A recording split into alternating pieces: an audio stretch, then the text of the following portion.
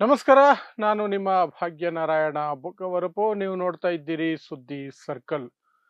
ಬಿಜೆಪಿಗೆ ಭ್ರಷ್ಟಾಚಾರದಲ್ಲಿ ಮುಳುಗಿರೋರು, ಅತ್ಯಾಚಾರ ಮಾಡಿರೋರು ಅಥವಾ ಇನ್ನೇನೋ ಸಮಾಜದಲ್ಲಿ ಕೆಟ್ಟ ಕೊಳಕ ಏನಾದರೂ ಅನಿಷ್ಟ ಕಾರ್ಯಗಳನ್ನು ಮಾಡಿರೋರು, ಕಾನೂನು ಉಲ್ಲಂಘನೆ ಮಾಡಿರುವವರು, ಜನರಿಗೆ ತೊಂದರೆ ಕೊಟ್ಟಿರುವವರು, ದೌರ್ಜನ್ಯ ನಡೆಸಿರೋರು, ಇಂಥವರೆಲ್ಲರೂ ಸಹ ಹೇಗಾದರೂ ಮಾಡಿ ಅವ್ರ ಕಡೆಗೆ ಎಳ್ಕೋಬೇಕು, ಅವ್ರಿಗೆ ಒಳ್ಳೆ ಉತ್ತಮ ಸ್ಥಾನ ಕೊಡಬೇಕು, ಅವ್ರಿಗೆ ಪವರ್ ಕೊಡಬೇಕು, ಅವ್ರಿಗೆ ಏನಾದರೂ ಒಂದು ಕೊಡಬೇಕು ಅಂತ ಬಿಜೆಪಿಗೆ ಕೈಕಾಲು ಪಾಪ ಆಡ್ತಾನೆ ಇರ್ತದೆ. ಇಲ್ಲದೆ ಹೋದ್ರೆ ನಾವೇ ತಡೆಯೋಕ್ಕಾಗಲ್ಲ ಅವರಿಗೆ. ಅದಕ್ಕೆ ಅಂಥವ್ರನ್ನೆಲ್ಲ ಹುಡ್ಕೊಂಡು ಬಂದು ಬಿಜೆಪಿ ಪಾರ್ಟಿಗೆ ಸೇರಿಸ್ಕೊಳ್ಳೋದು, ಆ ವಾಷಿಂಗ್ ಮಿಷಿನ್ ಅಲ್ಲಿ ಹಾಕಿ ಸ್ವಚ್ಛಂದ ಮಾಡಿ ಹೊರಗಡೆ ಬಿಡೋದು. ಅಂಥವ್ರ ಪಟ್ಟಿ ಹಾಕ್ತಾ ಹೋದ್ರೆ ನಿಮಗೆ ಒಂದು 100 ಪೇಜ್ ಬುಕ್ ಸಾಲಲ್ಲ, ಅಷ್ಟು ಜನ ಇರ್ತಾರೆ. ಬಿಜೆಪಿಯವರೇ ಆರೋಪ ಮಾಡಿರ್ತಾರೆ ಈತ ಜಗತ್ತಿನ ಅತ್ಯಂತ ದೊಡ್ಡ ಭ್ರಷ್ಟಾಚಾರಿ ಅಂತ.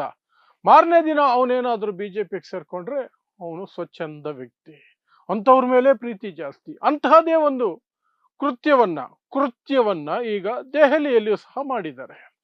ಅಲ್ಲಿಗೆ ಸಂಜೀವ್ ಖಿವಾರ್ ಅನ್ನುವಂತಹ ಒಬ್ಬ IAS ಆಫೀಸರ್ನ ವಾಪಸ್ ಕರ್ಕೊಂಡು ಬಂದಿದ್ದಾರೆ. ಏನಾಗಿ ಗೊತ್ತಾ? MCD ಕಮಿಷನರ್ ಆಗಿ. ಏನಿದು MCD ಅಂದ್ರೆ municipal corporation of Delhi. Delhi ಇದೆಯಲ್ಲ, ಇಲ್ಲಿ BBMP ಇದ್ದಂಗೆ ಡೆಲ್ಲಿಯ ಕಾರ್ಪೊರೇಷನ್ ಇದೆಯಲ್ಲ, ಅದಕ್ಕೆ ಕಮಿಷನರ್ ಆಗಿ ಸಂಜೀವ್ ಖಿವಾರ್ ಅನ್ನುವಂತಹ ವ್ಯಕ್ತಿಯನ್ನ ಕರ್ಕೊಂಡು ಬಂದಿದ್ದಾರೆ. ಈ ವ್ಯಕ್ತಿ ಈ ಹಿಂದೆ ದೆಹಲಿಯಲ್ಲೇ ಇದ್ದಿದ್ದು IAS ಆಫೀಸರ್ ಆಗಿ. ಆದರೆ ಆತ ಮಾಡಿದಂತಹ ಒಂದು ನೀಚ ಕೃತ್ಯದ ಕಾರಣಕ್ಕಾಗಿ ಆತನನ್ನ ಲಡಾಖ್ಗೆ ವಾಪಸ್ ಕಳಿಸ್ಬಿಟ್ಟಿದ್ರು, ಟ್ರಾನ್ಸ್ಫರ್ ಮಾಡಿ. ಆದರೆ ಈಗ ವಾಪಸ್ ಕರ್ಕೊಂಡು ಬಂದಿದ್ದಾರೆ. ಸೊ ಆತ ಮಾಡಿದ ಕಿತಾಪತಿ ಏನು ಅದನ್ನು ವಿವರಿಸುವಂತಹ ಪ್ರಯತ್ನ ಮಾಡ್ತೀನಿ, ಮತ್ತೆ ಏನ್ ನಡೀತು ಆವಾಗ ಆ ಸಂದರ್ಭದಲ್ಲಿ ಅನ್ನೋದನ್ನು ಸಹ ವಿವರಿಸುವಂತಹ ಪ್ರಯತ್ನವನ್ನು ಮಾಡ್ತೀನಿ. ಸೊ ಸಂಜೀವ್ ಖಿವಾರನ್ನ ನಿನ್ನೆ ದೆಹಲಿಯ ಮುನಿಸಿಪಲ್ ಕಾರ್ಪೊರೇಷನ್ ಇದೆಯಲ್ಲ, ಅದಕ್ಕೆ ಕಮಿಷನರ್ ಆಗಿ ನೇಮಕ ಮಾಡಿದ್ರು. ಎಲ್ಲರ ಹುಬ್ಬುಗಳು, ಓ ಏನಿದು, ಈ ವ್ಯಕ್ತಿನ ಯಾಕೆ ವಾಪಸ್ ಕರ್ಕೊಂಡು ಬಂದಿದ್ದಾರೆ ಅಂತ. ಯಾಕೆಂದ್ರೆ ಕಳೆದ 3 ವರ್ಷಗಳ ಹಿಂದೆ ಆತನನ್ನ ದೆಹಲಿಯಿಂದ ಎತ್ತಂಗಡಿ ಮಾಡಿ ಲಡಾಖ್ಗೆ ಹಾಕಿದ್ರು. ಯಾಕಂದ್ರೆ ಲಡಾಖಿಂದಾನೇ ಆತ ಬಂದಿದ್ದು, ಹಾಗಾಗಿ ವಾಪಸ್ ಲಡಾಖ್ಗೆ ಹಾಕಿದ್ರು. ಆತನ ಹೆಂಡತಿಯನ್ನ ಕರ್ಕೊಂಡೋಗಿ ಅರುಣಾಚಲ್ ಪ್ರದೇಶಕ್ಕೂ ಎಲ್ಲಿಗೋ ಹಾಕಿದ್ರು. ಏನ್ ಮಾಡಿದ್ರು ಅಂತಹ ಕೃತ್ಯ ಅವರು ದೆಹಲಿಯಲ್ಲಿ ಅಂತಂದ್ರೆ, ಅಲ್ಲೊಂದು ಸ್ಟೇಡಿಯಂ ಇದೆ. ಆ ಸ್ಟೇಡಿಯಂ ತ್ಯಾಗರಾಜ್ ಸ್ಟೇಡಿಯಂ ಕಾಂಪ್ಲೆಕ್ಸ್ ಅಂತ. ಅಲ್ಲಿ ದಿನ 100 ಜನ ಯುವಕರು ಸ್ಪೋರ್ಟ್ಸ್ಗೆ ತಯಾರಿ ನಡೆಸ್ಕೊಳ್ತಿರ್ತಾರೆ, ಸ್ಪೋರ್ಟ್ಸ್ ಟ್ರೈನಿಂಗ್ ತಗೊಳ್ತಿರ್ತಾರೆ. ಬೆಳಗ್ಗೆಯಿಂದ ಸಂಜೆವರೆಗೂ ಯಾವಾಗಲೂ ಅಲ್ಲಿ ಯಾರೋ ಒಬ್ಬದು ಒಂದಷ್ಟು ಜನ ಸೇರಿಕೊಂಡು ಎಲ್ಲ ರನ್ನಿಂಗ್ ಇಂದ ಹಿಡಿದು ಎಲ್ಲ ಮಾಡ್ಕೊಂಡಿರ್ತಾರೆ. ಆ ಒಂದು ಇದಿತ್ತಲ್ಲ, ಅದು ರಾತ್ರಿ 8-8:30ವರೆಗೂ ಓಪನ್ ಇರ್ತಿತ್ತು. ಆದ್ರೆ ಈ ವ್ಯಕ್ತಿ, ಈ ಪುಣ್ಯಾತ್ಮ ಸಂಜೀವ್ ಖಿವಾರ್ ಅಲ್ಲಿ ಆಫೀಸರ್ ಆಗಿ ಹೋದ ತಕ್ಷಣನೇ 7 ಗಂಟೆಗೆಲ್ಲ ಎಲ್ಲಾರನ್ನು ಆಚೆ ಕಳಿಸ್ಬೇಕು ಅಂತ ಆಜ್ಞೆ. ಯಾರಿಗೆ? ವಾಚ್ಮನ್ಗೆ. 7 ಗಂಟೆಗೆಲ್ಲ ಯಾರಲ್ಲಿ ಬಂದಿರ್ತಾರಲ್ಲ ಯುವಕರು, ಪ್ರಾಕ್ಟೀಸ್ ಮಾಡ್ತಿರ್ತಾರಲ್ಲ, ಅವ್ರನ್ನೆಲ್ಲ ಆಚೆ ಕಳಿಸ್ಬಿಡ್ಬೇಕು. 8-8:30ವರೆಗೂ ಇರಕ್ ಬಿಡಬಾರ್ದು. ಯಾಕೆ ಅಂತಂದ್ರೆ 7 ಗಂಟೆ ಮೇಲೆ ನಾನು, ನನ್ನ ಹೆಂಡತಿ ಮತ್ತು ನನ್ನ ನಾಯಿ ಇಲ್ಲಿ ವಾಕ್ ಮಾಡಬೇಕು. ನಾನು ನನ್ನ ನಾಯಿಯನ್ನ ವಾಕ್ ಮಾಡಿಸ್ಬೇಕು, ಅವಾಗ ಇಲ್ಲಿ ಯಾರು ಇರಬಾರ್ದು.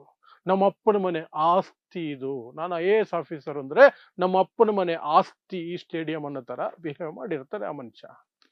ಆ ಸಂದರ್ಭದಲ್ಲಿ ಪ್ರತಿಭಟನೆಗಳಾಗ್ತವೆ, ಯುವಕರೆಲ್ಲ ಸೇರ್ಕೊಂಡು ಪ್ರತಿಭಟನೆ ಮಾಡ್ತಾರೆ. 8-8:30ವರೆಗೂ ನಾವು ಬಳಸ್ತಾ ಇದ್ವಿ ಇದನ್ನ, ಈಗ 7 ಗಂಟೆಗೆ ಓಡಿಸ್ಬಿಡ್ತಾರೆ. ಏನಕ್ಕೆ ಅಂತ ನೋಡಿದ್ರೆ ನಾಯಿ ವಾಕಿಂಗ್ ಮಾಡಿಸ್ತಿರ್ತಾರೆ ಈ ಸಂಜೀವ್ ಖಿವಾರ ಮತ್ತು ಆತನ ಹೆಂಡತಿ. ಆಕೆಯು ಸಹ IAS ಆಫೀಸರ್, ರಿಂಕು ದುಗ್ಗಾ ಅನ್ನುವಂಥದ್ದು ಆಕೆಯ ಹೆಸರು.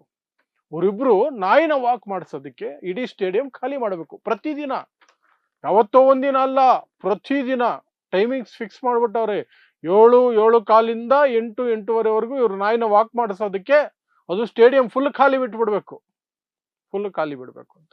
ಯಾವಾಗ ಪ್ರತಿಭಟನೆಗಳಾಯ್ತು, ದೊಡ್ಡ ಸುದ್ದಿ ಆಯ್ತು, ಮಾಧ್ಯಮಗಳು ಸಹ ಇದು ಓವರ್ ಆಯ್ತು ಅನ್ನಿಸ್ಬಿಡ್ತು. ಮಾಧ್ಯಮಗಳಿಗೂ ಸಹ ತುಂಬಾ ಗಲಾಟೆ ಮಾಡಿದ್ರು, ತುಂಬಾ ಸುದ್ದಿಗಳನ್ನ ಮಾಡಿದ್ರು, ಟೀಕೆಗಳು ಎದುರಾಯ್ತು.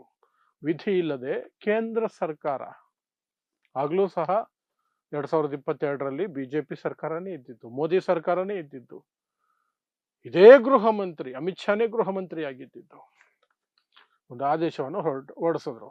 ಇದ್ಯಾಕೋ ಅತಿ ಆಯ್ತು, ನೀವಿಬ್ರು ಟ್ರಾನ್ಸ್ಫರ್, ಗಂಡ ಹೆಂಡತಿ ಇಬ್ರು ಟ್ರಾನ್ಸ್ಫರ್.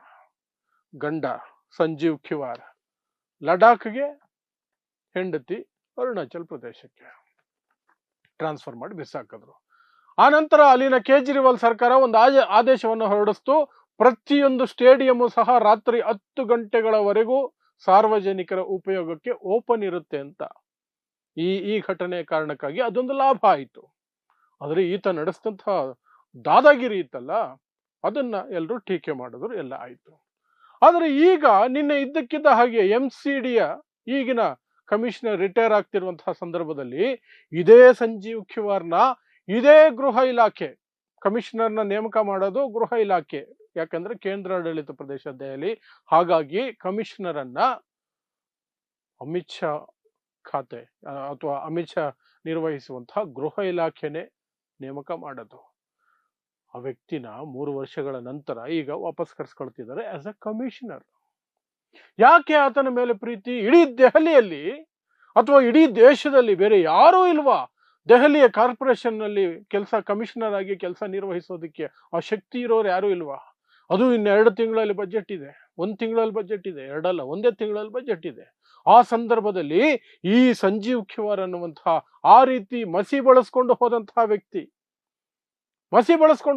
ವ್ಯಕ್ತಿ, ಕೆಟ್ಟ ಹೆಸರಿಂದ ಹೋದಂತ ವ್ಯಕ್ತಿ, ನಾಯಿ ವಾಕ್ ಮಾಡಿಸೋದಕ್ಕೆ ಯುವಕರ ಇದನ್ನ ಮೂವ್ಮೆಂಟ್ ಅನ್ನ ಅಥವಾ ಪ್ರಾಕ್ಟೀಸ್ಗಳನ್ನ ಬಂದ್ ಮಾಡಿಸಿದಂತ ವ್ಯಕ್ತಿನ ಕಮಿಷನರ್ ಆಗಿ ಕರ್ಕೊಂಡು ಬಂದು ಕೂರಿಸ್ಕೊಳ್ತಿದ್ದಾರೆ. ಅದನ್ನ ಸಮರ್ಥನೆ ಬೇರೆ ಮಾಡ್ಕೊಳ್ತಿದ್ದಾರೆ ದೆಹಲಿಯ ಮುಖ್ಯಮಂತ್ರಿ, ದೆಹಲಿಯ ಮಿನಿಸ್ಟರ್ಗಳು ಮತ್ತು ಬಿಜೆಪಿ ಆಸ್ ಅ ಹೋಲ್. ಇಡೀ ಬಿಜೆಪಿ ಸಮರ್ಥನೆ ಮಾಡ್ಕೊಳ್ತಿದೆ. ಇಲ್ಲ ಇಲ್ಲ ಇಲ್ಲ, is fit to be a commissioner, ಆತ ಸಮರ್ಥ, ಹಾಗಾಗಿ ಕರ್ಸ್ಕೊಳ್ತಿದ್ದೀವಿ ಅಂತ. ಇದರಿಂದ ನಿಮ್ಗೇನು ಅರ್ಥ ಆಗುತ್ತೆ? ಒಂದು ಬಿಜೆಪಿಯಲ್ಲಿ ಏನೋ ಒಂದು ರೀತಿಯಾದಂತಹ ತಿಕ್ಕಲು ಮನಸ್ಥಿತಿ ಇದೆ ಅಂತ ಹೇಳಬೇಕಾಗತ್ತೆ. ಯಾಕಂದ್ರೆ ಇದೇ ವ್ಯಕ್ತಿನ ಇದೇ ಬಿಜೆಪಿಯವರು ಎತ್ತಂಗಡಿ ಮಾಡಿದ್ದು ಕಂಪ್ಲೇಂಟ್ಗಳು ಬಂದಾಗ, ನಾಯಿ ವಾಕ್ ಮಾಡಿಸೋದಕ್ಕೆ ಸ್ಟೇಡಿಯಂ ಖಾಲಿ ಮಾಡಿಸ್ತೀಯಲ್ಲ ನೀನು ಅಂತ.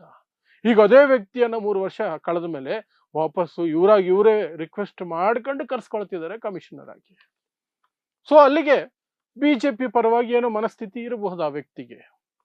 ಹಾಗಾಗಿ ವಾಷಿಂಗ್ ಮಿಷಿನ್ ಅಲ್ಲಿ ಹಾಕಿ ತೊಳೆದು ಹಳೆದನ್ನೆಲ್ಲ ಕೊಳೆಯೆಲ್ಲ ತೆಗೆದು ನೀಟ್ ಮಾಡಿ ಸ್ವಚ್ಛಂದವಾಗಿ ವೈಟ್ ಮಾಡಿ ಹೊರಗಡೆ ಬಿಡ್ತಾ ಇದ್ದಾರೆ. ಈಗ ಆತ ಸಮರ್ಥ, ಅತ್ಯಂತ ಸಮರ್ಥ, ಇಡೀ ದೇಶದಲ್ಲಿಯೇ ಆತನಷ್ಟು ಸಮರ್ಥ IAS ಆಫೀಸರ್ ಇಲ್ಲವೇ ಇಲ್ಲ. ಆತನೇ ಬೇಕು, ಬೇರೆ ಯಾರ ಕೈಲೂ MCDನ ಹ್ಯಾಂಡಲ್ ಮಾಡಕ್ ಆಗಲ್ಲ ಅನ್ನುವಂತಹ ರೀತಿಯಲ್ಲಿ ಆತನನ್ನ ವಾಪಸ್ ಕರ್ಸ್ಕೊಳ್ತಿದ್ದಾರೆ. ಭರ್ಜರಿ ವಾಪಸ್ ಕರ್ಸ್ಕೊಳ್ತಿದ್ದಾರೆ ಕಮಿಷನರ್ ಹುದ್ದೆ ಕೊಟ್ಟು.